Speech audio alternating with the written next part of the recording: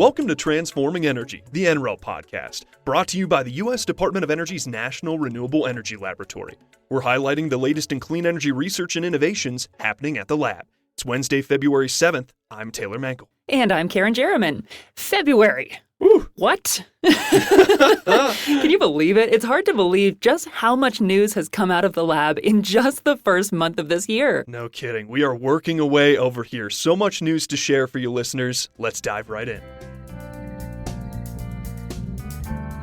Taylor, what do you think of puzzles? You know, as strange as it sounds, I have a love-hate relationship with puzzles. As with many during the pandemic, I bought way too many puzzles, and they took up my entire living room for way too long. But I know a lot of folks in our office are big puzzle people as well. Yeah, I've heard that. Sorry to send you back to a little flashback in time there, by the way. Apparently, we have an ongoing puzzle exchange in our office, which I just learned about as well. Apparently, we like them here at NREL. A lot of scientists, they're into puzzles too.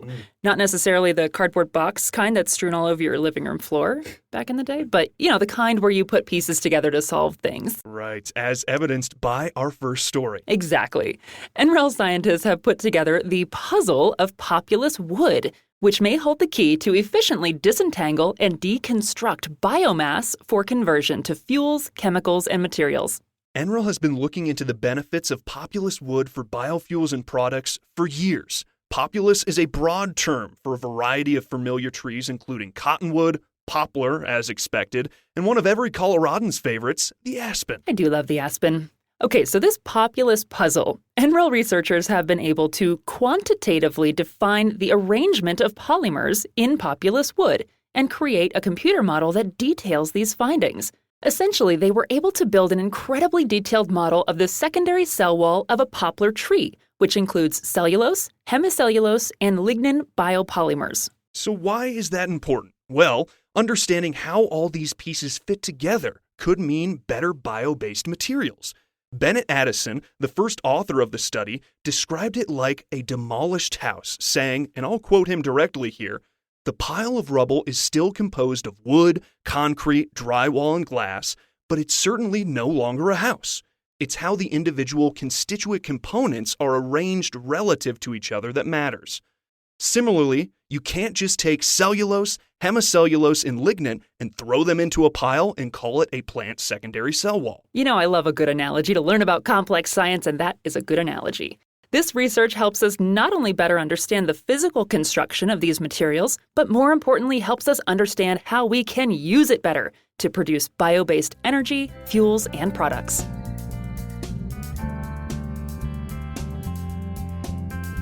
Some of NREL's research and development is pretty well known, but I think something people may not know is that a lot of the lab's focus is actually working with startups. Yeah, I did not realize that until I got more involved in the work here at the lab. Right, same here. NREL and some of our partners often help startups at their earliest stages, getting them off the ground and into the market. Most often, this comes through programs offered by NREL's Innovation and Entrepreneurship Center and partnerships and license agreements managed by the Technology Transfer Office. It also happens earlier in a startup's development when NREL assists by validating emerging technologies. NREL as a national laboratory has equipment that can be very expensive for startups or that they may not have access to. And our incredible researchers and scientists provide expertise to support and advance projects and ideas. Exactly. One of the startups NREL helped along the way was a company called 7AC Technologies. Peter Lutic, who worked for 7AC, said, "In the beginning, we had this new idea, but we had no money. With NREL's help, investors knew that this was not just a bunch of guys in a garage," end quote.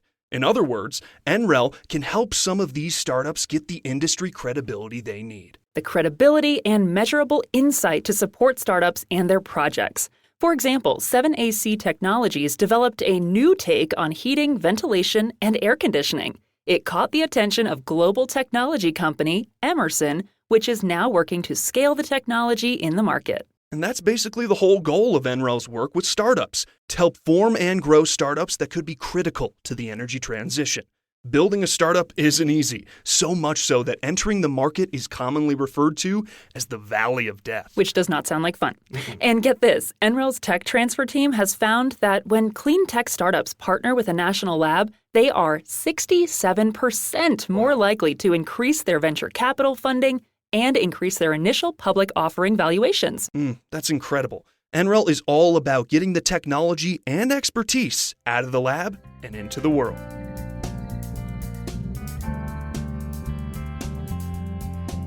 All right, that last story was about getting science out of the lab, but this one is all about getting science into one. A new one, in fact. NREL is growing fast, and our researchers and partners need space to do science. And that's about to become a reality with a new facility on NREL's campus in Golden, Colorado.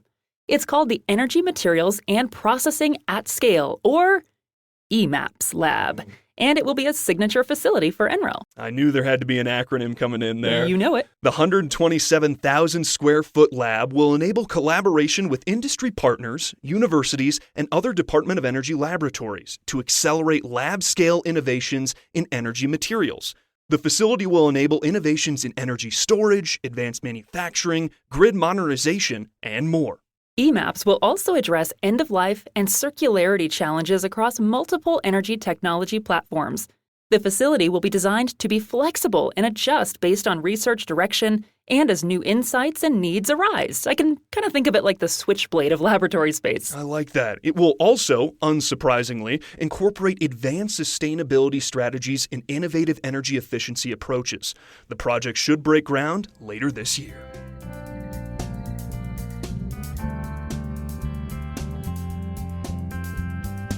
We have a special ending on today's episode. Every year at the lab, we hold a giving campaign, a time for NREL employees to give back to the community. This year, NREL collectively gave more than $633,000 to charities. It's so incredible and such a wonderful thing that happens every year. In addition to donations and volunteering, we also host a charity basket auction. And this year, our podcast team put together a basket that included a voiceover and podcast training session with the basket winner. It was a really great way to give money and turned out to be really fun for us, Karen. Yes, it was so much fun, and our basket winner is here with us in studio today to show off his new vocal skills. Todd, welcome to Transforming Energy, the NREL podcast. Please introduce yourself. Hi, my name's Todd DeLuca. I'm the lucky winner of the NREL podcast gift basket for charity. I'm a project manager. I've been with NREL just over 4 years. Todd, we're so glad you're here and for joining us for a little voiceover 101. Tell us a bit about yourself and what do you like to do? Well, I'm an avid wanderer. I like to explore cities and hiking trails, and I'm also an AFOL. And what is an AFOL? That's an adult fan of Lego. Okay, I like it. Todd, it was a pleasure having you in the recording booth with us. We'll hear from you again in just a moment to close out the show. Thanks, listeners, for joining us today on our clean energy research adventure. We'll be back in 2 weeks with more news from NREL. If you'd like to suggest a topic or learn more about the podcast, reach out to us at podcast@nrel.gov. And as always, if you are enjoying the show, we ask that you give us a positive review on your favorite streaming platform. This episode was adapted from NREL news articles from January 2024, written by Wayne Hicks, David Glickson, and Jeffrey Wolf. Take it away, Todd. The theme music for Transforming Energy, the NREL podcast, is written and performed by Ted Vaca, and episode music by Chuck Kernick, Jim Riley, and Mark Sanseverino of Drift BC. This podcast is produced by NREL's Communications Office and recorded at the National Renewable Energy Laboratory in Colorado. We express our gratitude and acknowledge that the land we are on is the traditional and ancestral homelands of the Arapaho, Cheyenne, and Ute peoples. We recognize and pay respect to the indigenous peoples from our past, present, and future, and are grateful to those who have and continue to be stewards of this land.